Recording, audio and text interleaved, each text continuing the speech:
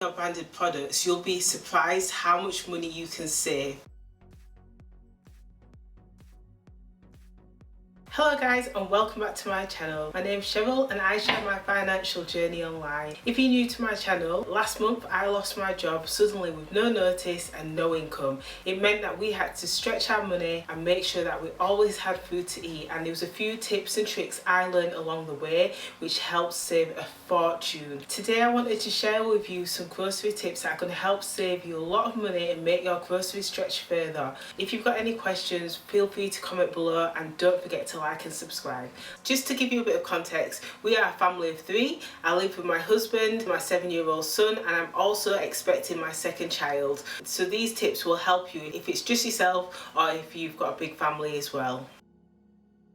Tip number 1 is to swap juices and pops for squash. Earlier this year, at the beginning of my pregnancy, I was craving so much orange juice and it was something I started to slip back into my budget. And I would say roughly about £10 a month was spent on juice, whereas now we spend roughly £1 a week on squash and it will last for the whole week. And also we boil a bit of water, store it in the fridge so it's nice and cold, and then we just drink water throughout the day as well.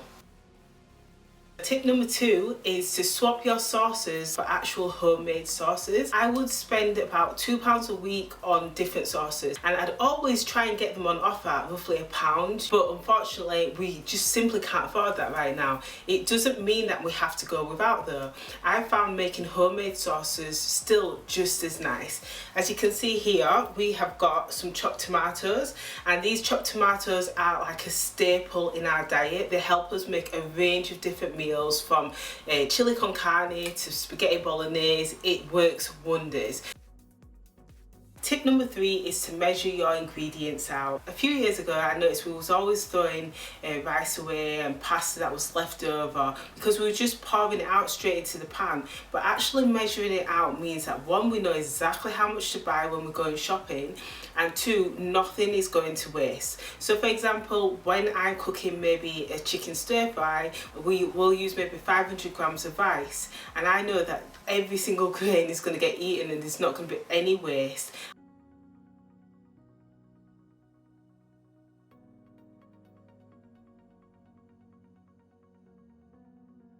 Tip number 4 is to swap your branded products for supermarket brands, or maybe just shopping in Aldi or Lidl. Now, one of the changes we made, swapping to get Aldi products but then also Aldi baked beans.